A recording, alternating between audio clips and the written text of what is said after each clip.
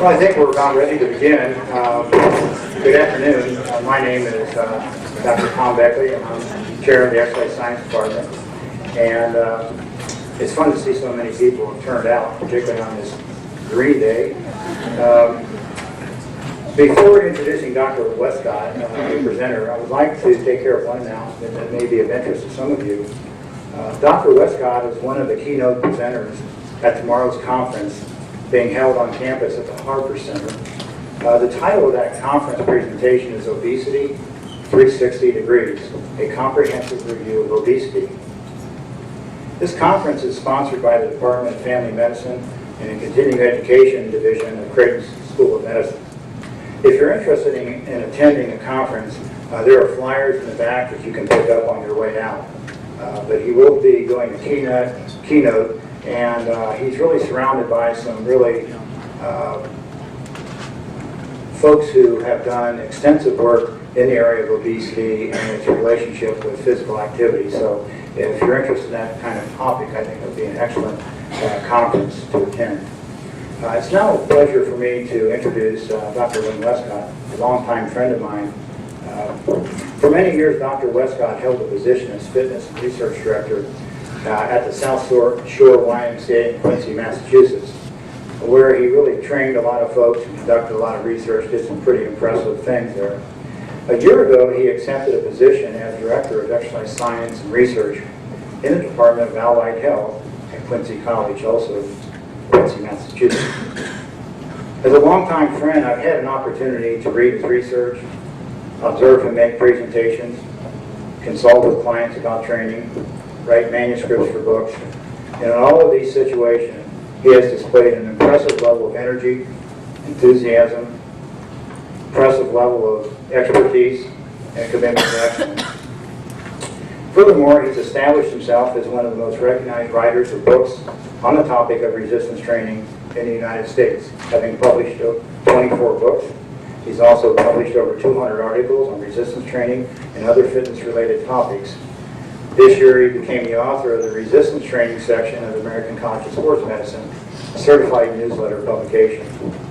It's not surprising, with all of his activities and his many contributions to our profession, that he would earn numerous national awards from both the President's Council and the Governor's Council on Physical Fitness and Sports, the International Association of Fitness Professionals, YMCA Association of Professional Directors, and from the Fitness Magazine.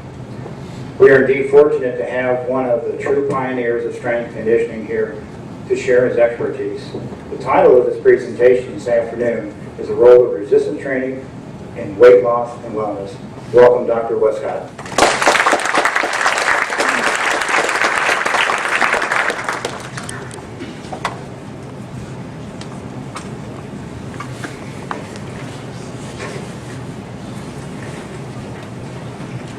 I am so honored to be here. Thank you very much, Dr. Beckley.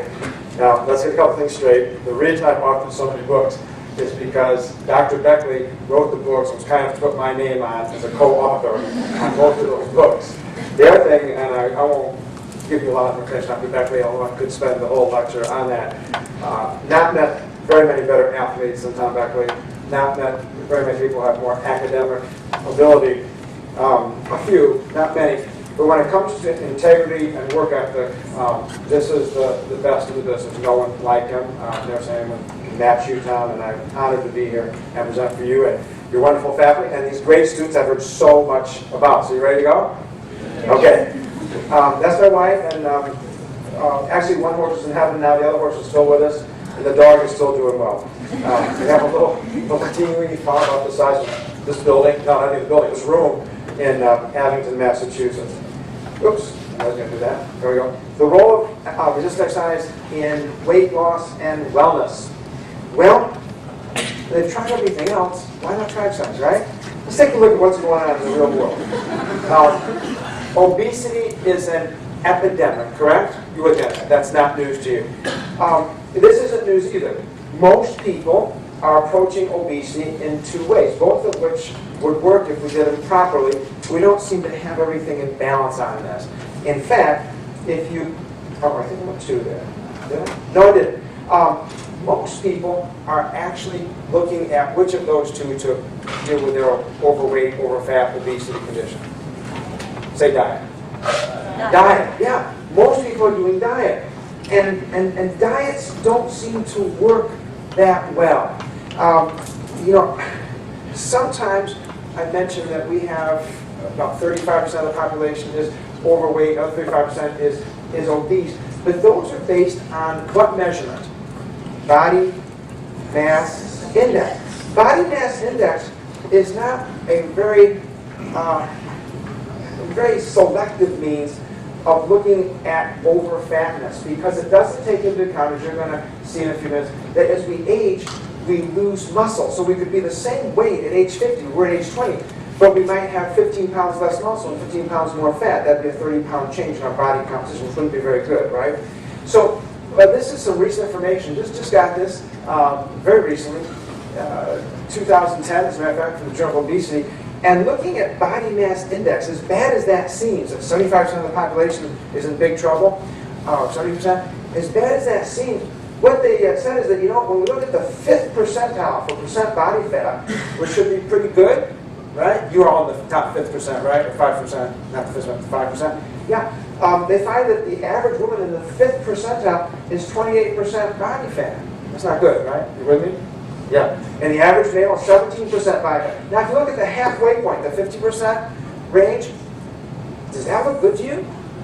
41% for women and 28% for men? No, not good at all. So the problem is really much worse than the bathroom scale would indicate. So we don't go by bathroom scales, and I'm not a big fan of body mass index personally.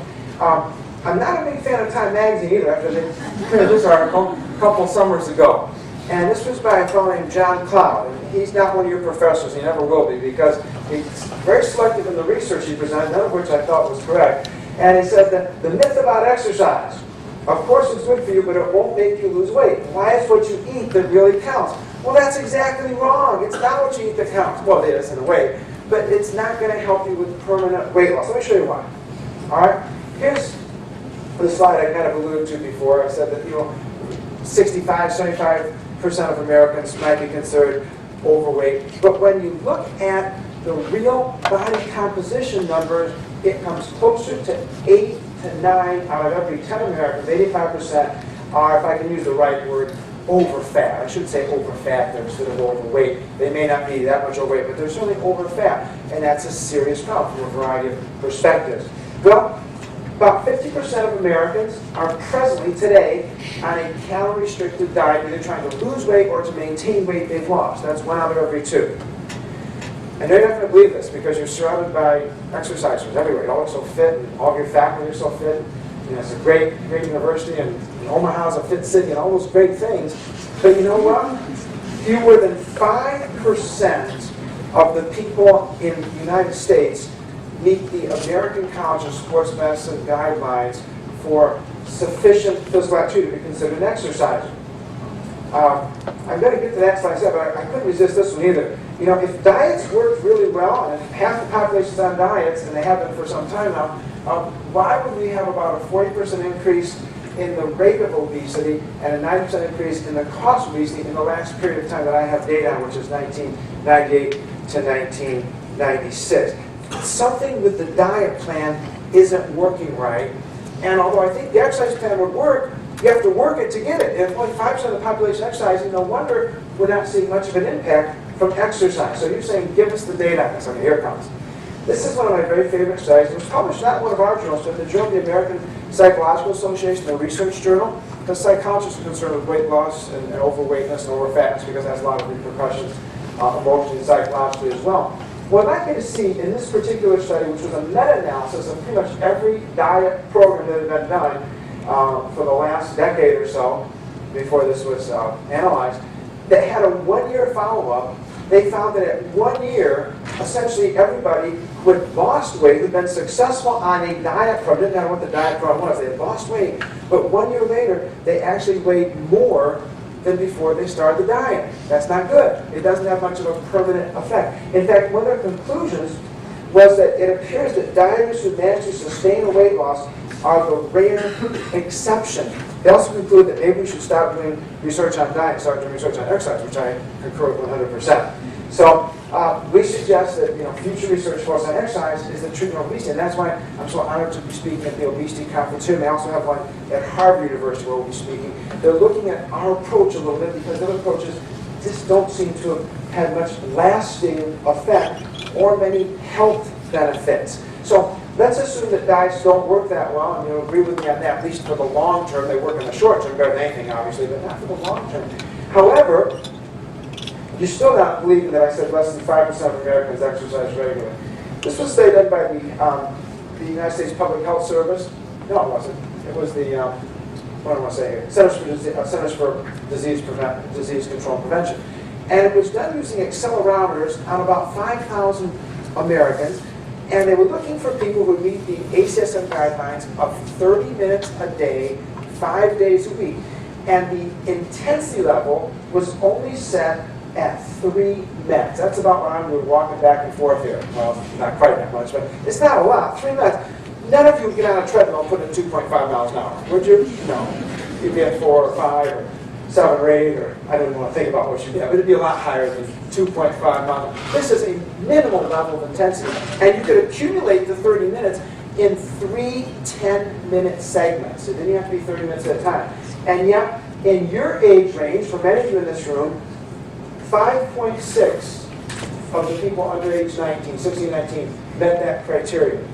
When you get into the rest of you, except for me, that are between 20 and 59, only 3.5%. 1 out of every 30 people. And when you get to my age category, goodness gracious, only 1 out of every 40-some people over 60 was able to get enough energy to do 30 minutes of walking at 2.5 miles per hour, 5 days a week. This is a sad content. You say, well, that can't be right. Well, you know what? I didn't think it was so good either until this came out this summer, or last summer, and this is the American Journal of Preventive Medicine. They had 80,000 respondents. Now, when you get respondents, you think, everybody overemphasizes or exaggerates what they do.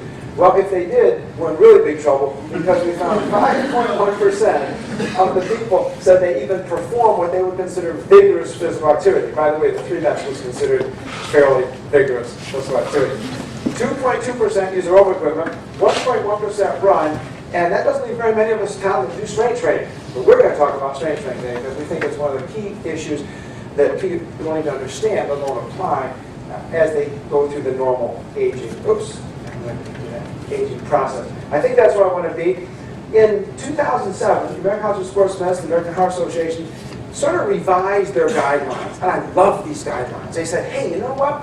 Instead of going 30 minutes a day, 5 days a week, let's suggest an alternative of 20 minutes a day, 3 days a week. So we're going to cut down the duration, which for real people makes a big difference. 30 minutes is an eternity.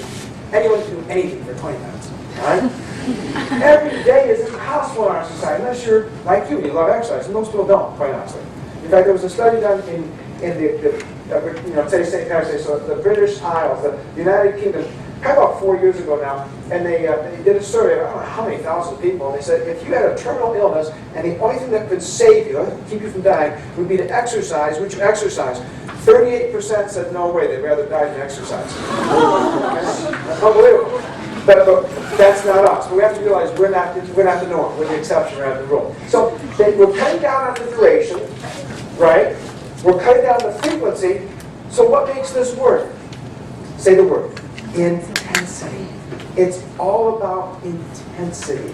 Not you have to kill yourself, but there has to be a certain level of intensity for this exercise phenomenon to really work the way it should. And so they said, you know what? Instead of doing moderate level or moderate intensity activity, we're going to do vigorous intensity, which they didn't define in MET levels. They said, moderate intensity would be walking, and vigorous intensity would be like jogging. For you to be running, okay? But that's for us older people. We can understand it's walking versus jogging. They also did something extremely important from my perspective. They added strength training. And they said, maybe we can do 8 to 10 exercises twice a week with the resistance that fatigues the target muscles in about 60 seconds or roughly 10 reps, 8 to 12 reps, 50, 70 seconds if you're doing a 6-second repetition. And I think this is awesome. I think it's a tremendous leap forward because number one, people doing both activities that they should be doing, cardiovascular activity and musculoskeletal activity, and they're doing it in a way that makes sense. People are willing, we have found with the thousands and thousands of subjects we've really worked with in strength and endurance training, people are willing to work at a reasonable intensity if they don't do it very long. Okay? I'd love to spend more time on that issue. Let me get to the next one because this one's kind of interesting. There's this study done not too long ago, a couple winters ago, a couple falls ago, and there were obese women that were put on a walking program. They got up to 4 miles per day. They did this 5 days a week for 4 months. All the women did the same amount of exercise. They all put in the same amount of walking. They burned essentially the same number of calories.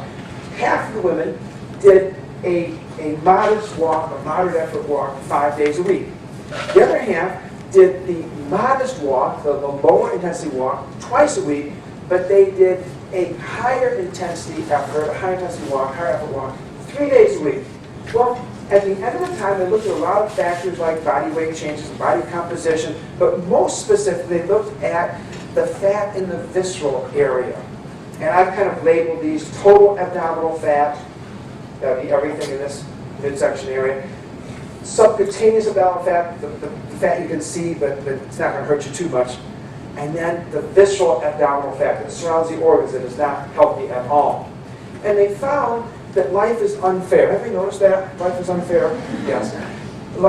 These poor women that spent 5 days a week walking 4 miles. What is that? Math. 20 miles a week, isn't it? That's a lot of walking. That's almost like a marathon a week they're doing. And these are obese women.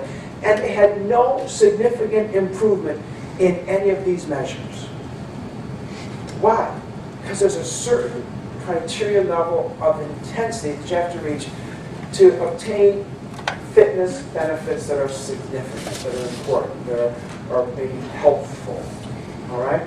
Those who did just 3 days of high intensity interspersed with 2 days of kind of a lower, more moderate intensity, they had significant improvements in all of these areas. So I want to emphasize that one of the things I think is important when we go out to teach people about fitness and exercise is there's a certain intensity. You can't just go through the motions. I did that in college. I thought if I read the book, I should get an A on the test.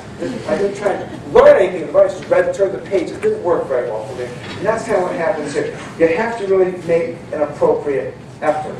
Now, a couple years ago also, about the same time, September, October, November, a study was done with cardiac rehab patients. Now, I'm not going to tell people at Creighton about cardiac rehab, one of the biggest cardiac rehab programs in the world, and you know who started that. Study over there to my right.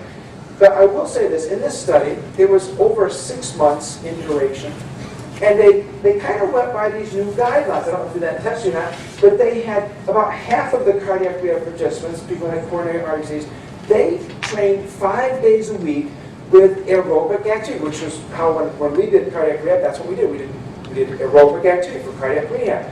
Strength training was introduced many years ago here at Creighton because of Dr. Tom Beckley, but in the general population, that still was not something that most cardiac rehab programs, subscribe to.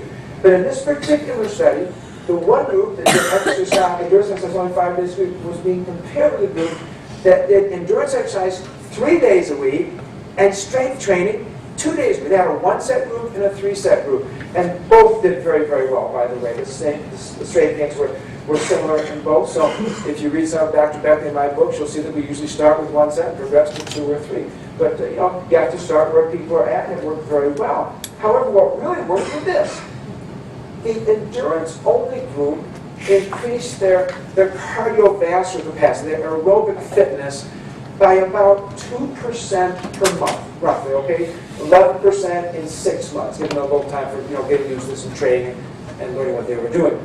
The group that did aerobic activity only 3 days a week and did 2 days of strength training increased almost 3% per month, 16%, 50% more in aerobic capacity than those that did aerobic activity.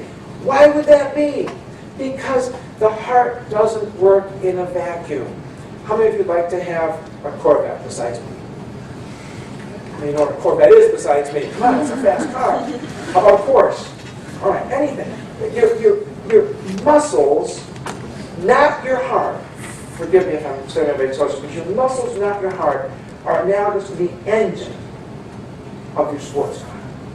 Your heart is analogous to what? The fuel pump. And you don't want anything without a fuel pump. But your heart's the fuel pump. Your muscles are where combustion takes place, where energy is released, where power is produced, where movement occurs. Muscles are important, and they affect every system in your body. Obviously, your skeletal system, your digestive system, your cardiovascular system, you're going to see. And you know what? Recently, the muscles have been identified by numerous leading medical researchers as, get this, the largest endocrine organ in the human body. Your endocrine system is impacted incredibly by your muscular condition, your muscular fitness. So anyway, I'm trying to give some support for the fact that those new guidelines from ACSM and AHA were pretty darn good. Yeah, we add a little cardio, we add a little strength to cardio, we do a reasonable intensity, and we get great results. Say, well, does that really work? Uh-oh. It does. This is from the German American Medical Association, and a couple of years ago they said this. They said, you know what? We have found, in looking at the research, that the average exercise intensity is what is most, I'm just paraphrasing, is most closely associated to the reduced risk of coronary heart disease, independent of the total amount of exercise performed. Again, the frequency is important, the duration is important, but the intensity, I believe, is a key to this whole thing. People who did weight training, how about that, had much lower risk of heart disease, independent of any other activity they did. So the muscular system is important. The best way we know to work the muscular system is through what we would call progressive resistance exercise. This is a study that we did for the United States Air Force a couple of years ago, just before the new guidelines came out. So we didn't know those guidelines, but we actually did exactly what the guidelines said to do. The Air Force has a problem with people that are looking at radar screens all day long or on computers all day long, and they can't pass their annual fitness test, which is a 1.5-mile run. That's 50% of the test is the run. And a waist work, that's 30% of the test. So if you're over fat, you're not going to pass this test. You're not going to run one. You're going to fail the waist work. And then 10% for push-ups and 10% for trunk curl sit-ups. All right? They came with a great program. You and I would love this program. We failed the test. They put you on a program of 4 to 5 days a week, 60 minutes a day, heart rate monitored aerobic training. Wouldn't that be fun? I'd love that. Wouldn't you love that? But they didn't love that. Because think about this. They can't pass a 1.5-mile walk-run test. How are they going to go out and do running or other aerobics for 60 minutes? It's not a match, is it? You're obese. You're out of shape. It's just not a match. It's great for you. And you've got a lot of marathon runners sitting here, at least on the faculty. I've met them all. And bike racers, all kinds of great things. But this is not a match. So they asked us to come in, along with the Cooper's Aerobic Institute, and develop a program. And I said, strength training, circuit strength training. And Tom would have right. And I said, Wayne, that's right. Cooper said, oh, you got to put in some aerobic in there too. So we compromised, and we did a circuit strength aerobic. So we had 10 stations where you do a strength station for 1 minute, and then you go to a cycle, stationary cycle, and cycle for 1 minute. Then you'd go to a strength station, do another exercise for 1 minute, then go to the cycle, then 10 cycles, 10 stations. So they had a minute of strength and a minute of what we normally call aerobic. I'm not sure a minute's aerobic, but let's just call it that, all right? But it was a smart move because they were supported. They didn't have to run.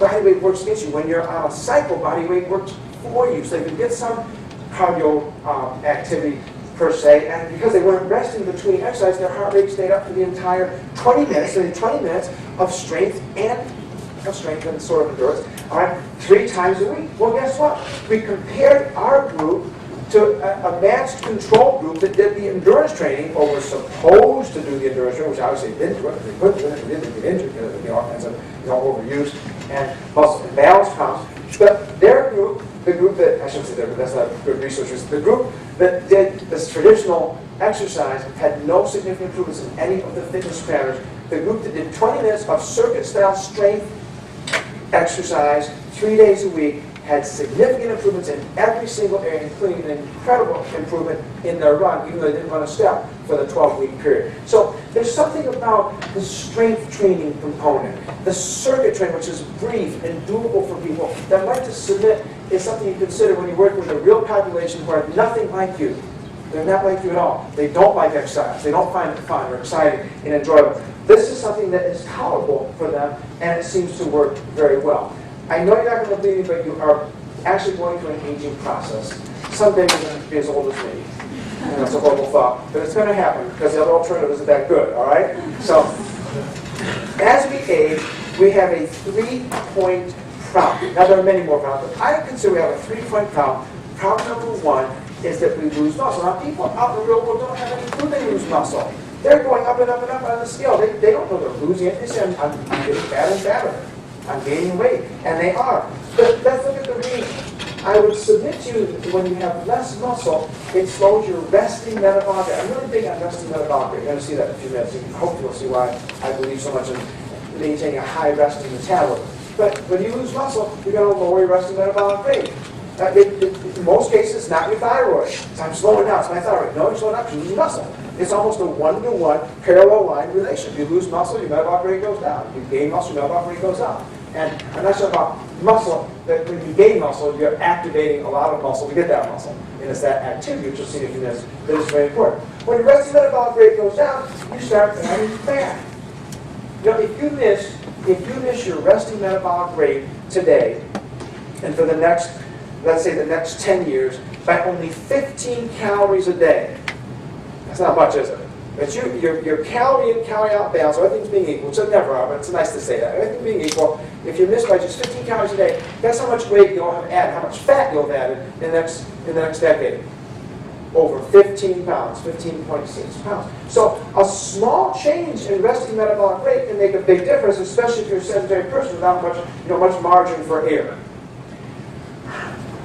Research shows that the average adult in the midlife years, and this accentuates and increases actually during the menopause years, loses about a ½ pound of muscle per year, or 5 pounds per decade if you're a female, and more than that, about 7 pounds per decade if you're male. Say, man, I run. Doesn't matter. Some Dr. Michael Todd's awesome research at the University of Florida showed that masters level runners between the age of 45 and 55 maintain their max VO2 during that very tough decade. That's a tough decade for women. It's a tough decade for men, too. But they lost about 6 pounds of lean weight or muscle. So aerobic actually doesn't have much of an impact on this decline in muscle. It must mean something that is high enough intensity to fatigue the target muscles within the anaerobic energy system, i.e. resistance exercise or strength training. Well, let's just say you don't have too many numbers. Let's say the average muscle loss, lean weight loss, most that would be muscle, is about 6 pounds per decade. What does that do to resting metabolic rate? Well, it reduces about 3% per decade. You say, oh my gosh, that's nothing. That's a lot. It's actually less than what I just said, because if you take the average of 3% per decade, it actually comes out to about 1.5%. So let's say your resting metabolic rate is only 1,000 calories a day. Well, most of you are twice that. Let's just be really conservative. What would be 1.5% of 1,000? How many calories is that a day? 15. Yeah? How much fat is that going to add every decade?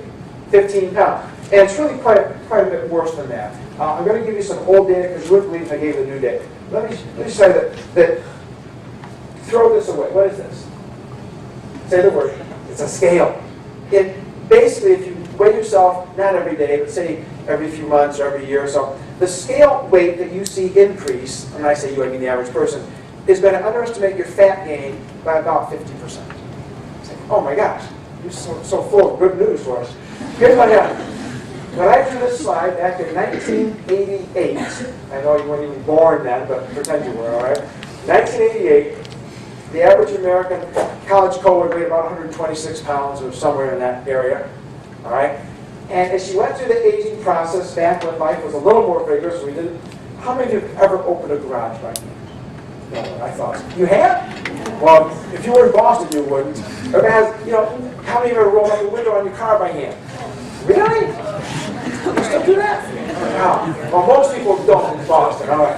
Anyhow, we were a little more active back in those days, and they only gained about 10 pounds on the scale per decade. So by the young age of 50, this young lady now has added 30 pounds, 10 pounds, but she weighs 156.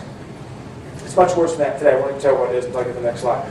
But here's what happens. Remember, if you're losing 5 pounds of muscle per decade, which is the average for women, she's down to 30 pounds of muscle. The muscle weight would be your total body weight subtracting your fat weight, and that gives you lean weight, and your muscle weight's about roughly half. You're a little bit more than half for men, a little less than half for women. So she's starting out about 45 pounds of muscle, and by the time she's 50, she's down to 2/3 that, only 30 pounds of muscle. So she's gone from an 8-cylinder Corvette to a 4-cylinder Volkswagen. Not good.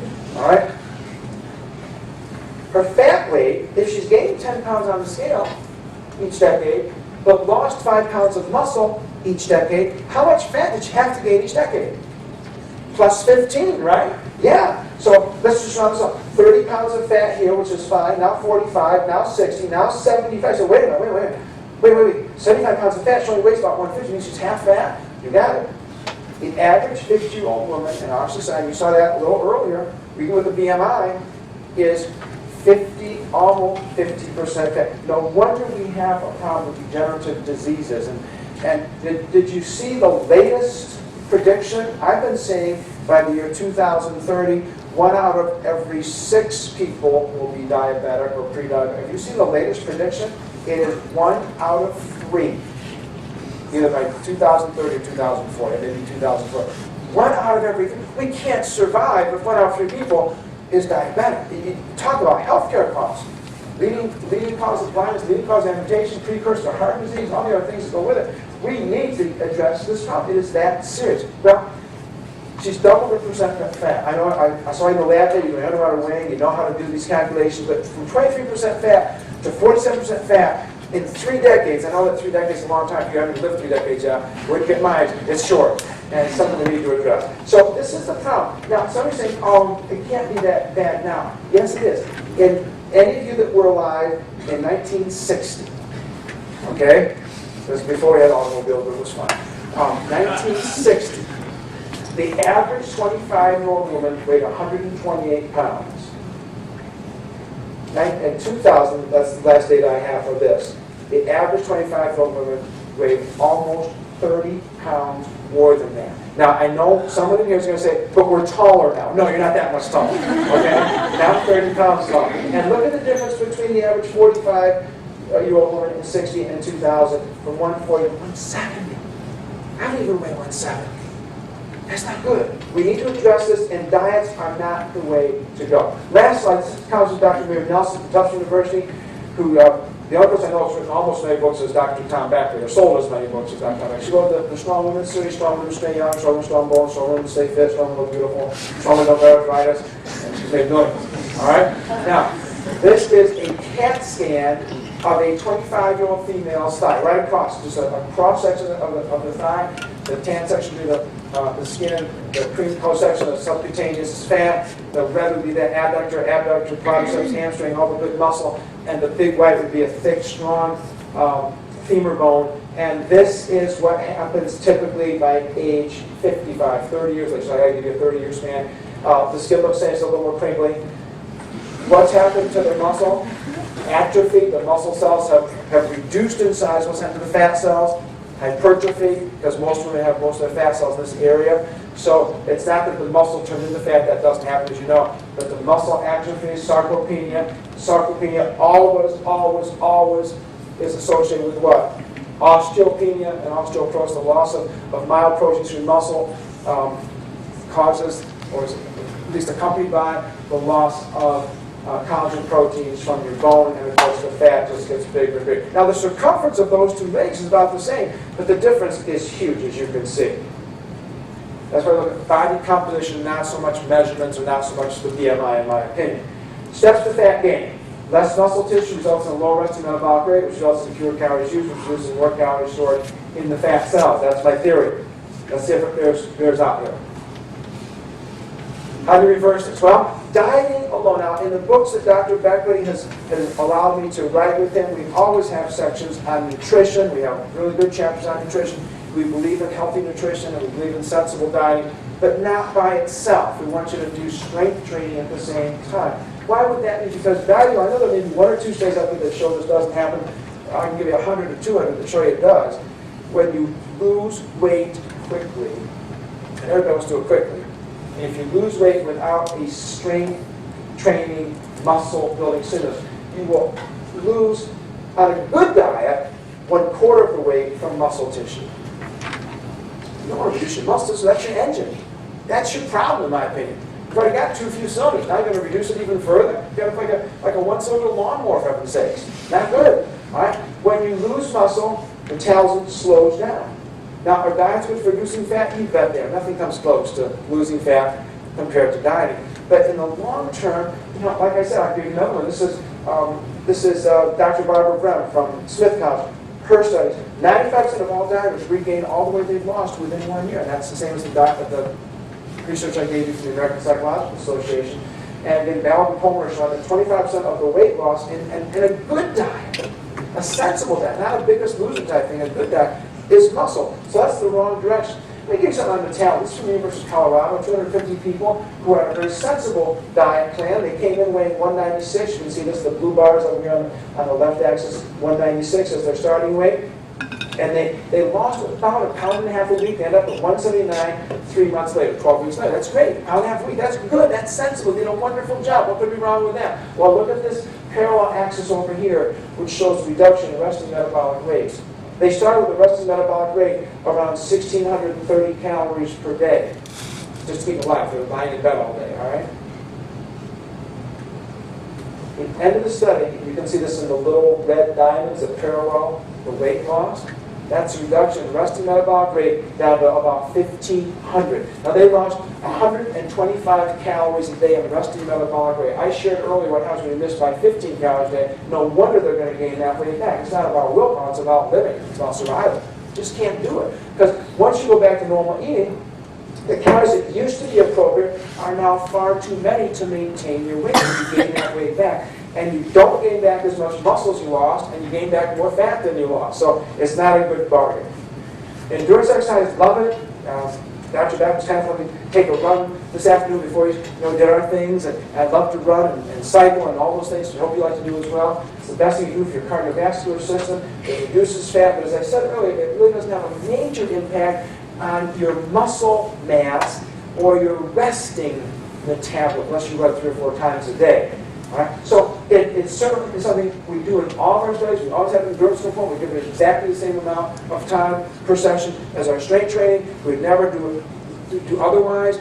But when it comes to this particular phenomena of replacing muscle and recharging metabolism as well as reducing fat, I think that strength training, resistance exercise needs to be in the mix, and that's the last thing that most overweight people are going to want to do on their own because they're already too big, and weight training is going to be even bigger.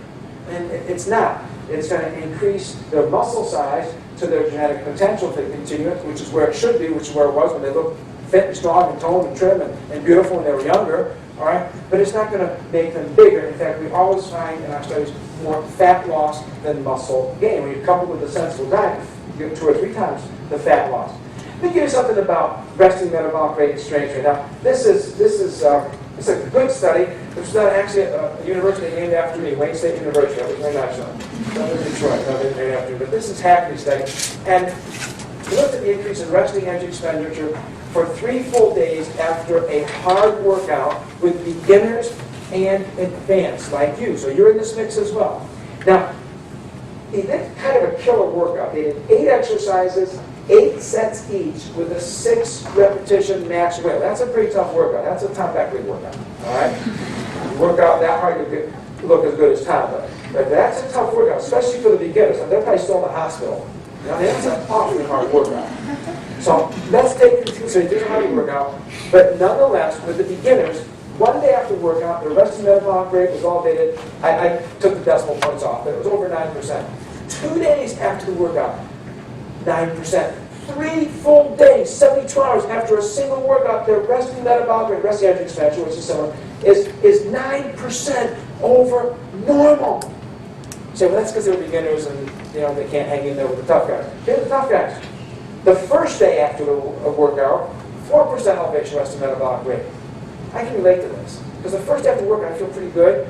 It's the second day it hits me. Wait till you get my age. Second day it's a killer. All right. Second day, these were young people. Second day, their resting energy expenditure was 10% over normal, and the third day it was still 8% over normal. So they averaged an 8% increase in resting energy expenditure for 3 full days after work, which you got to take another workout by that time, right? by the 4th day. Wow. Wow. That's huge. I mean, think about this. Take 8%. What's 8% of say, 1,500 calories a day, resting metabolic rate? 120 calories a day, isn't it? Yeah, think about that, because it's going to be important. Remember, with the diet, they gave up 125 calories a day. With this, for 3 days after your workout, all you have to do is stay alive, and you're going to burn extra 125 calories a day. Why? To remodel, restructure,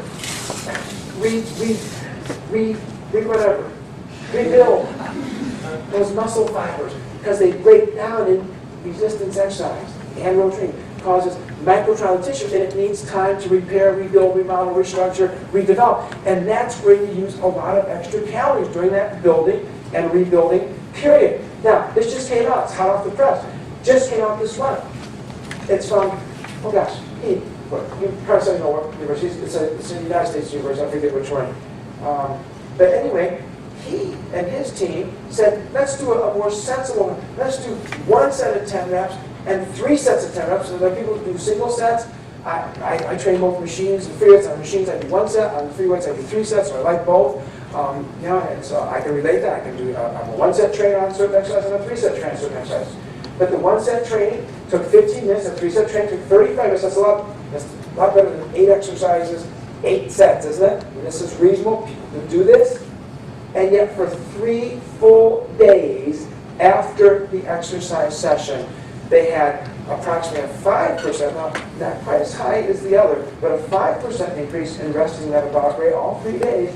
And that came out to approximately 100 calories per day higher resting energy. So again, do you want to, on a daily basis, do you want to give up 100, 125 calories a day? Or do you want to add 100, 125 calories a day by having done 2 strength training workouts a week, or at least 1 every 3 days?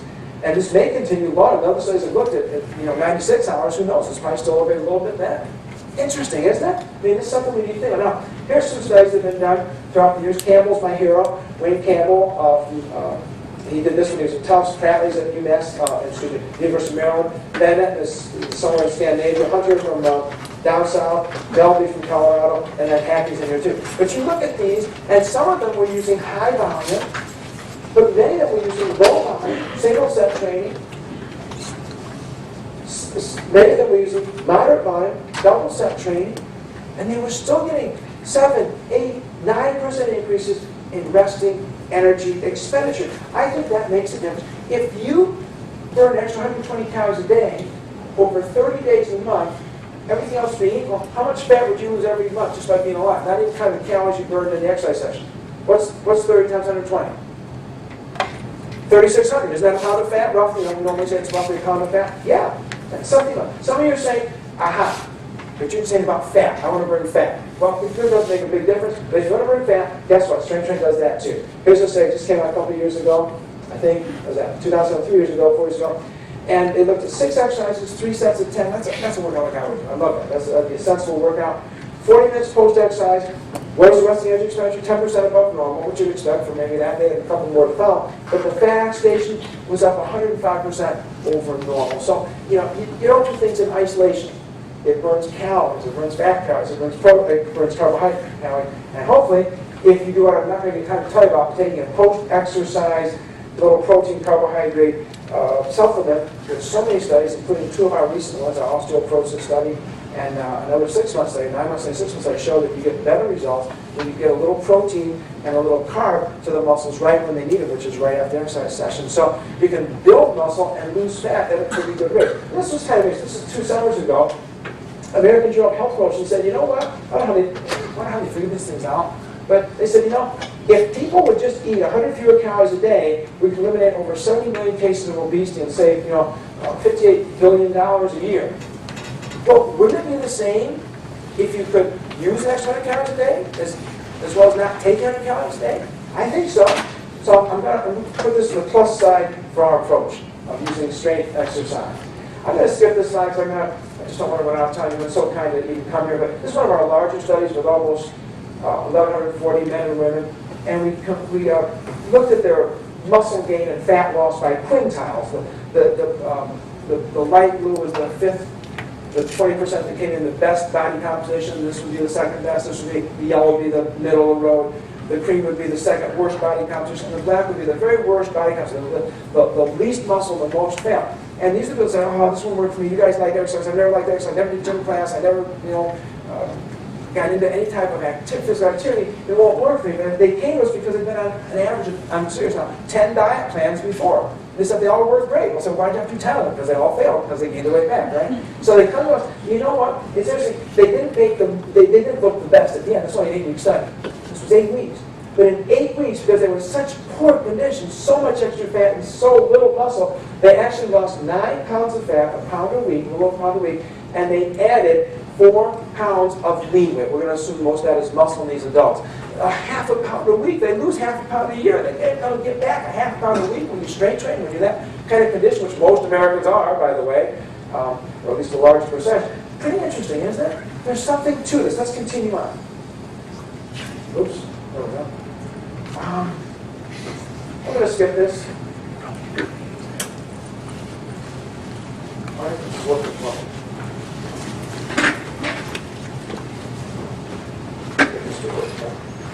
There we go. If you do strength training, you have living proof right there and right here. I won't say who's older, but living proof you don't have to lose muscle until at least your 8th decade of life. All right? You can maintain your muscle pretty well. You're going to lose endurance.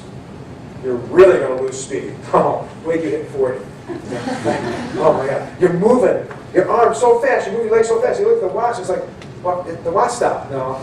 You lose speed very quickly, you lose endurance pretty quickly, but thank God for muscle. Most muscle I've given up. Muscle stays with you if you keep training. No age is too old to do strength training and benefit from it. Okay, I'll get this right. I think this is right. I think I want to skip one in. You don't have to, wait a minute. Yeah, you don't have to get that metabolic reduction because if you maintain your muscle, you maintain your calories. So I get one to go just right. Yeah. If you say, well, I've already lost it, I'm doing the class, I've already lost it, what do you do? Well, we typically get about an average of 3 pounds, if we average males and females, young and old, fit, unfit, about 3 pound muscle gain in usually about 10 weeks. That's not too bad. Or lean weight gain, if you prefer me to say it that way. Try this. There we go. And you've already seen the increase in resting metabolic rate. I'm going to give you a summary of the Campbell's. I told you he's one of my heroes. He's probably one of the leading nutrition researchers in the country. I was doing so well. Cannot get this to work.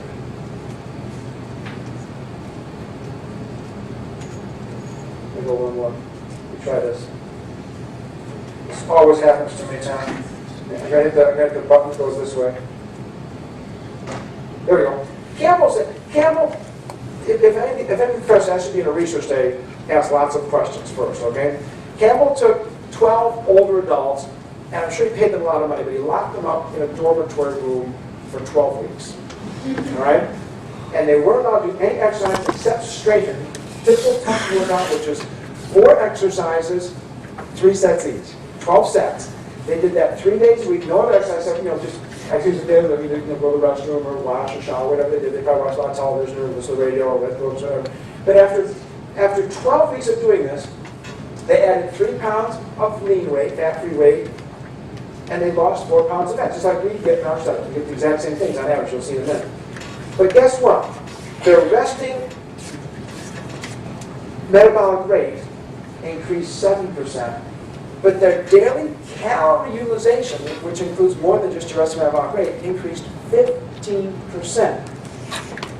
That is why, even though at the end of the study they were feeding them 15% more calories per day than at the beginning of the study, because they didn't want them to lose weight or gain weight. They wanted to keep their weight the same, and they were losing weight. And they actually did lose 1 pound of weight, didn't they? Because they had 3 pounds of muscle and lost 4 pounds of fat.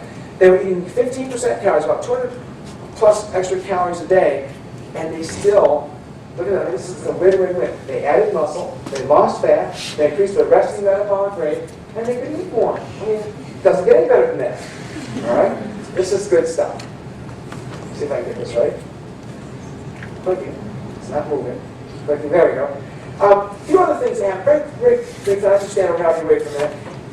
We have found nothing that works better than strength training for increasing bone mineral density. We found nothing that works better than strength training for increasing glucose uptake and glucose utilization in the muscles in pre-diabetics who did not want to become diabetic. 23% improvement in the utilization of blood glucose after doing, this is these first studies were University of Maryland, says after doing just strength training. For this was 4 months. Wait to see this next one. This one really impresses me. Do you know what gastrointestinal transit speed is? It's the speed at which food moves through your gastrointestinal system. And we've been told that the slower it moves through your system, the higher risk of colon cancer, plus the less comfortable you are, all right? So you want to have a fast gastrointestinal transit speed, which would hopefully reduce the risk of colon cancer. Strength training, remember I said it affects every system you have? Strength training, 3 months, University of Maryland studies, Hoffman study, found that strength training, they do one set, all the University of Maryland studies, I showed you, one set of 8 to 12 repetitions, about 12 to 14 exercises. So it's not a show workout, increased gastrointestinal transit speed over 50%. I think that's phenomenal. I just think that's awesome. Resting blood pressure. Strength training, at least the way that we do it, which is in a circuit of strength training typically, has been shown in study after study after study. I've given you just some of the studies here, some of the meta-analysis, some of our studies, we've quite a few studies on this ourselves. It's always shown that circuit-style strength training reduces both resting systolic and resting diastolic pressure. So instead of the myth that it's bad for blood pressure, it's actually very, very good for blood pressure. By the way, when you're doing a set of strength training, we found that for upper body exercise, systolic use increases about 35 to 40%. For lower body, where you're doing like leg press with a ton of weight, it'll increase maybe 50%. But 50% over resting isn't that bad. That's 180. ACSM wants you to be under 240. All right. So you can do this very safely, very effectively, very efficiently, and have incredible benefits in terms of health and wellness as well as just weight loss. I want to make sure I said that to you.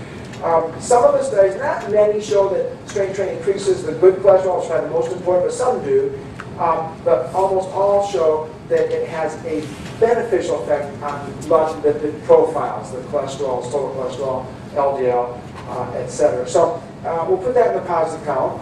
By the way, improved blood lipid profiles and improved blood pressure means we reduce your risk of what?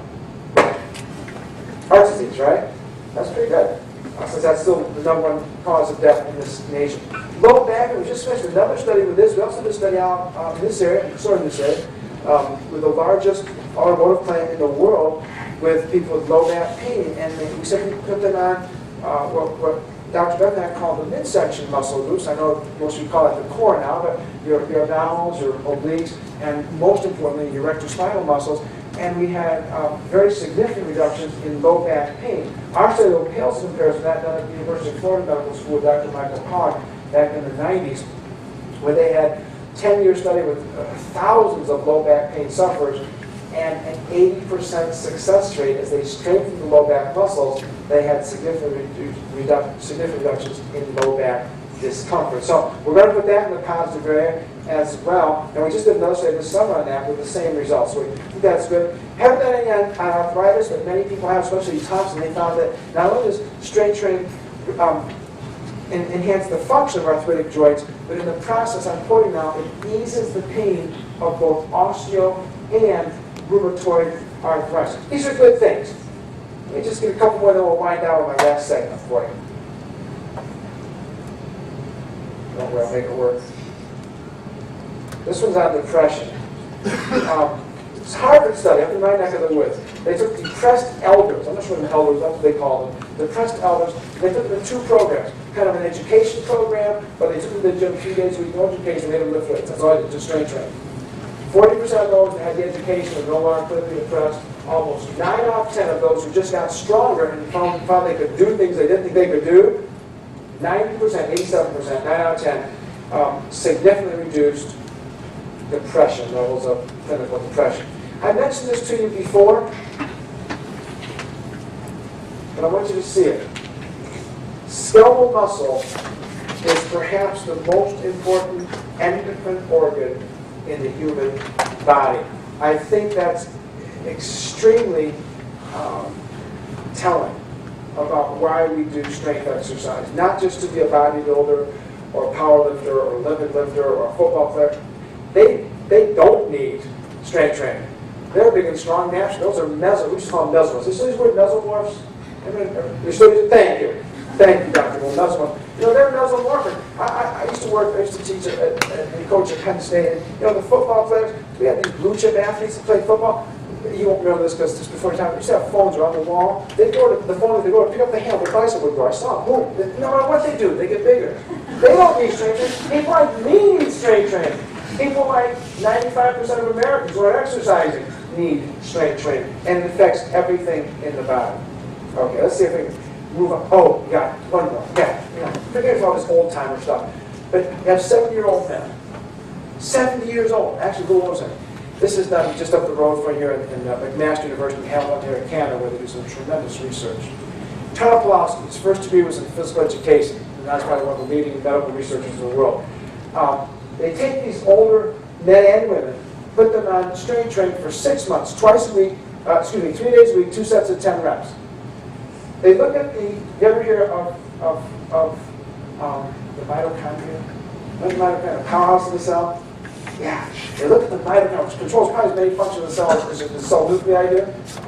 The mitochondria in 6 months changed to be almost identical, very similar to the mitochondria in 25-year-old untrained young people. That's a deal. When you can change your mitochondria, I forget how many genes it was, some of you will know, I think it was 270 genes that reverted back to younger age genetics. Awesome stuff that strength training can do. Now, when you're my age, this becomes very important, all right? I forget which one of the students Dr. X is going to demonstrate this, but now's your chance. No? Okay. Then we move on.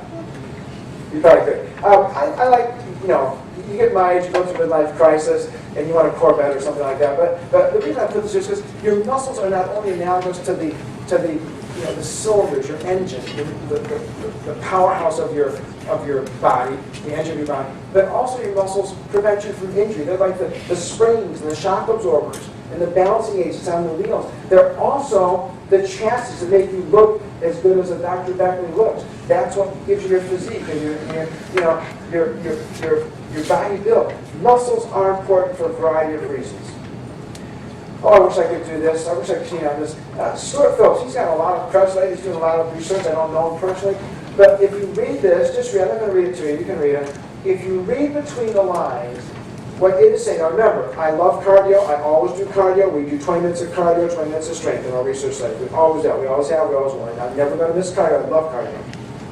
But what he's saying here, what you're going to see if I have time to get about 5 more slides, is that if you had to choose between cardio and circuit strength training, he's saying you get pretty much everything through circuit strength training you get through cardio if you had to, plus a lot of other things. Just keep that in mind. I'm not saying it's more important, but if you had to choose, that's where the choice should be. Most people you can put on the radar screen, and the researchers are telling us it's that important. Very, very quickly, Baylor University, where they do so much work in cardiac rehab, tell me what this says. In a cardiac rehab program, resistance exercise, specifically circuit resistance training, employing short rest intervals, may be what? A preferable alternative. This was cardiac things. Don't make them choose, but if they had to choose, wow. That's from Baylor University. There's so much research on cardiac rehab, just like you do here. Strength training is important for everyone. I'm not going to talk about these, but it's just the benefits of strength training for even cardiac rehab patients. Why wouldn't it be beneficial for everyone else? And it is. American Heart Association, if you read this one, very, very supportive of twice a week strength exercise. It is that beneficial. I talked about the role of strength exercise, resistance exercise in weight loss, but also wellness, health and wellness. It belongs. It needs to be given a much greater priority than it presently has. I'm going to skip some of these. I apologize. Those are dogs. That's snow. All right. Last slides. It's not keeping it perfect. Dr. Beck so kind of makes that. We've done a 6-year study, then an 8-year study. We get lots of data. Sometimes you do studies with 5 people or 10 people or 20 people, and sometimes you have to because we're doing all kinds of very technical things and you just can't do more than that. But with these kind of studies, I like to get enough so I can say, I think these results are representative of the population in general from age 20 to 80, and you can take this to the next. So we started this particular study in 1996, so we found the 1995 ACSM exercise. We're big on ACSM. I hope you are too. I think they're a wonderful organization for college sports medicine. We follow their guidelines for cardiovascular and strength training, almost to the T, all right? So we one set of 8 to 12 reps for about 10 different exercises, 2 or 3 days per week. They did 20 minutes of endurance and 20 minutes of strength. We had small classes. We were very carefully supervised, instructed, 2 instructors for 6 participants. We did the same thing. We had classes all day long. We do a warm and cool down for the cardio at 70-80% of max heart rate, 13 to 15 on the Ward scale of perceived exertion. These aren't my favorite exercises, but these are the ones that we did. We did a couple for the legs, some for the juxtapositioning of the chest and the back and the shoulders, the torso, upper body groups, the biceps, triceps. We did some for the midsection. We also did the neck, because the neck holds your head up all day long. I think it's very important. We do that with our elderly studies as well. Their chest permanently, if they don't lose some neck strength because they can't breathe or swallow or see or speak or do anything else. So we have about 650 men and women, half of them roughly trained twice a week, half of them trained 3 days a week. 8 years to gather data. We had a 92% completion. That's not too bad, especially for Boston, where people get sick a lot, because traffic is awful, and different, weather's bad, etc. They didn't attend as many classes as they liked. They did about 4 of every 5 classes, and their anonymous written questionnaire survey said they really, really loved the strength training. I hated it when they first came. They were scared to death to do it, but when they saw what it did after 10 weeks, they really liked it. And so what we found, this is just kind of interesting for you, there seems to be a criteria. Remember what I said we reduced the frequency? It wasn't that bad a thing back about an hour ago?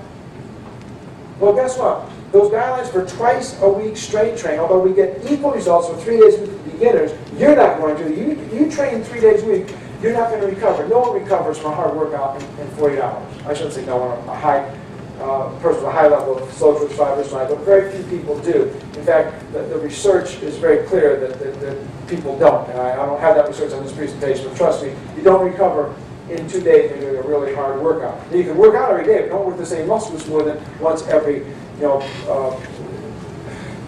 72 to 96 hours, basically, is what the research says on that. But here's what we found. The 2-day-a-week people added 3.1 pounds of lean weight. The 3-day-a-week people added 3.1 pounds. That was kind of hey, if you get 2 good workouts a week, you're going to do just fine. Most people can find 20 minutes twice a week, which is what we did for the strength training, to get some resistance exercise. Now, so why would you do 3? Well, why would they lost about 50% more fat. And they had much greater reductions in resting systolic and diastolic blood pressure. But, 2 days of strength, 3 days of cardio, I couldn't agree more with those ACSM guidelines. I think that people can do that. They can fit that in the lifestyle, and they will get excellent results. By the way, I shouldn't put this slide in. We've got more women here than men, I think. I'm just the messenger. Don't shoot the messenger. But men make these changes a little faster rate than women, probably because they have larger bodies, more lean weight, and more circulating, anabolic hormones than women. But just to go to that slide, let's move on. All right. Here's what I want to show you. Remember I said it doesn't matter if you're 80 or 20, and it doesn't. Yeah. Now for Dr. Beckman, this wouldn't matter because we've tried to stage it. We're not going to add muscle. Right? We're trying to hold on to the muscle we have, but we're pretty close to our genetic potential for our age. All right. But the average person who hasn't been exercising, we found, and these statistical analysis were done down at Virginia Tech Institute. They did all the analysis for us. I'm not that good with statistics, but look at this. They said there was no significant difference between the 20, 30, 40, 50, 60, 70, 80-year-olds in terms of being able to add lean weight or muscle, if you will. The age is not a barrier. That's just 2 more slides. This is kind of a summary of everything we did. And these are good things. And I hope I put in my good slide here. Where's my good slide? Nope. Nope. Nope. Yes.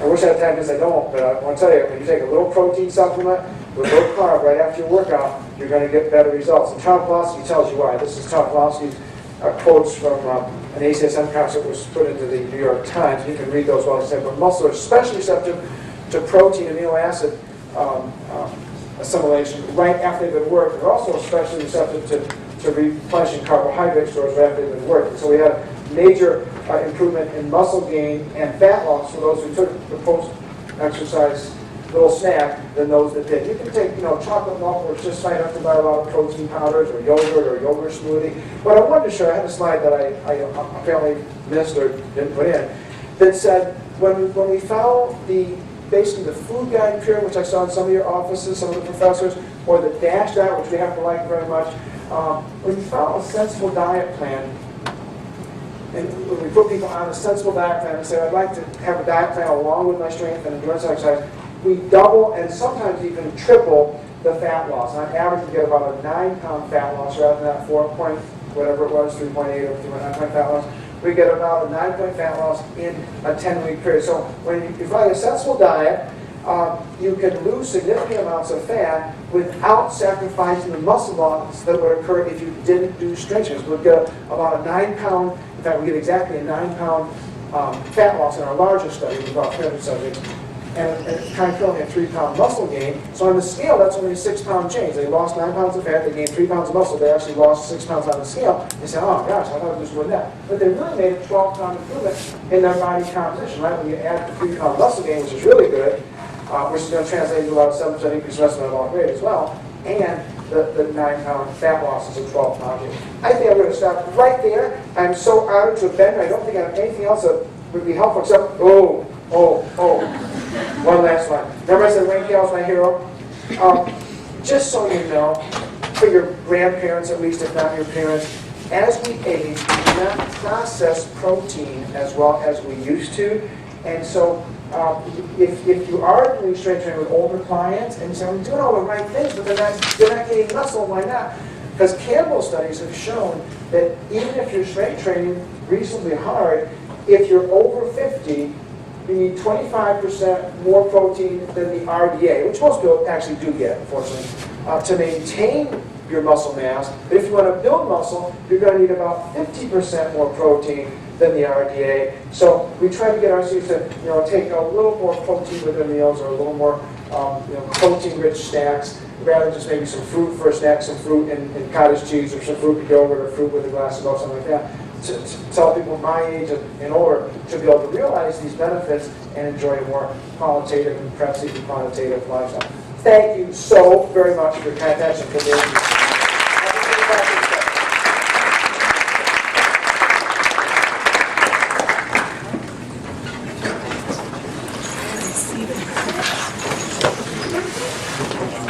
We've got about 5 minutes for questions if you have any. I love questions, yes. Do you say protein? How about fat, amino acids? Are they like